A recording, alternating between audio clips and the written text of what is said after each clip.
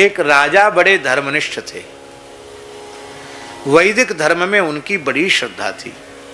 वे अपने विद्वान कुल पुरोहित से पूछ करके ही सब कार्य शास्त्र विधि से करते थे। कुल पुरोहित ने सर्वोत्तम मुहूर्त बताया और सर्वोत्तम मुहूर्त में राजा ने गर्भाधान किया और एक राजकुमार उत्पन्न हुआ। अब वो राजकुमार 5 वर्ष का हो गया। रानी ने कहा दूसरी संतान चाहिए, एक से तो काम ना चले, वो एक और होना चाहिए, कम से कम संतान और भी चाहिए। तो राजा ने फिर अपने पुरोहित जी से कहा। पुरोहित जी ने कहा कि राजन, हम स्वयं हमारे ध्यान में है, क्योंकि मैं आपका पुरोहित हूँ और अभी आपको जैसी संतति चाहिए वैसा मुहूर्त अभी आया नहीं है, इसलिए आप ब्रह्मचर्य व्रत का ही पालन करें और वैदिक धर्म का पालन करें। रानी को थोड़ी त्वरा बाबा बढ़ गई, उसने फिर पूछा अभी मुहूर्त नहीं आया? तो राजा ने कहा पंडित जी से पूछता हूँ।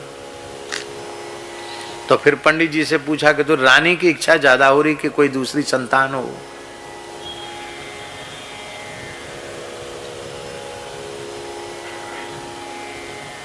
अरे ठीक है, बता देंगे, हमको ध्यान है महाराज, आप बार बार मुझे संकोच में डालते, मुझे ध्यान में है।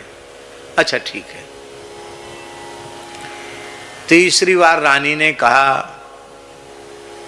कि अब हमें मुहूर्त नहीं चाहिए, तुम पंडित जी से पूछना कि हमारे लिए तो 5-6 वर्ष हो गए, मुहूर्त ही नहीं आया दूसरे बालक का, और तुम्हारे यहाँ लाइन लग रही है, झरा झपटुआ लेंदा पेंदा तमाम इकट्ठे है गए हैं। कोई आंख मीड़ रहे हो, कोई नाक पहुँच रहे हो, कोई चड्डी ऊपर खिसका रहा है, तो तुम्हारे यहाँ तो लाइन लग गई, तो तुम्हारे लिए रोज मुहूर्त आ जावे और हमारे ताई एक मुहूर्त ना आया हो। तो राजा ने पंडित जी से पूछा, गुरुजी महारानी तो थोड़ी दुखी हो रही है, उन्होंने ऐसा ऐसा कहा है। और अच्छा ठीक है, इसका उत्तर भी हम देंगे, हम पुरोहित हैं ना, इसका उत्तर हम देंगे। तो पंडित जी महाराज आए, महल में बैठे, राजा ने प्रणाम किया, विद्वान ब्राह्मण है, कुल पुरोहित ने प्रणाम किया, बड़े आदर पूर्वक उनको बिठाया पंडित जी को।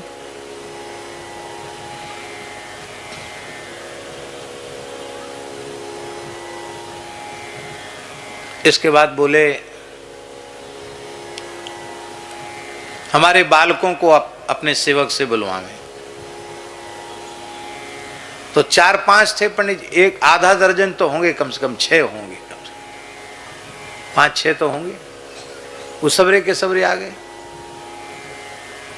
आके न उन्होंने राजा को हाथ जोड़े, अभी बड़े का सम्मान करना चाहिए कि नहीं? अरे ब्राह्मण बालक तो राजन यशस्वी भव, कुछ तो कहते, कुछ नहीं कहा, ना पिताजी को प्रणाम, ना राजा की ओर, ना रानी की तरफ, आके सीधे पंडित जी पे लद पड़े। कोई चोटी पकड़ के खींचे, कोई कान पकड़ के खींचे, कोई लांग पकड़ के खींचे, कोई टांग पकड़ के खींचे। दादा दादा काय को बुलाए, काय को बुलाए, काय को बुलाए, लाओ लाओ कचू खबाओ। तो सबको मिठाई, रानी हंसने लगी, राजा हंसने लगे, सब बालकों को मिठाई उठाई देकर दक्षिणा देकर विदा की।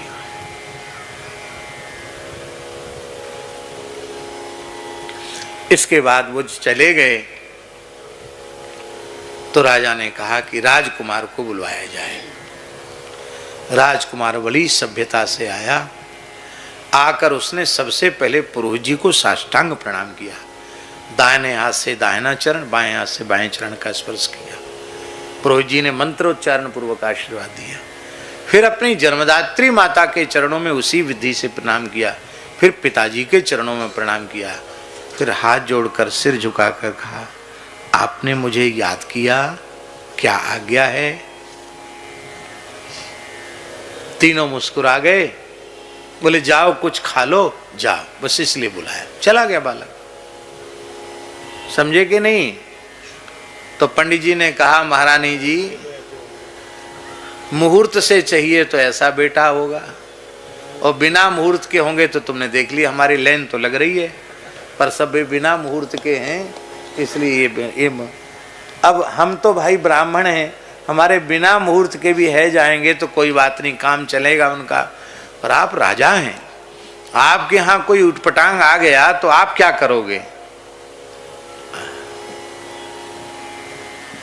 ये हंसने की बात नहीं है, बात बड़ी गहराई की है।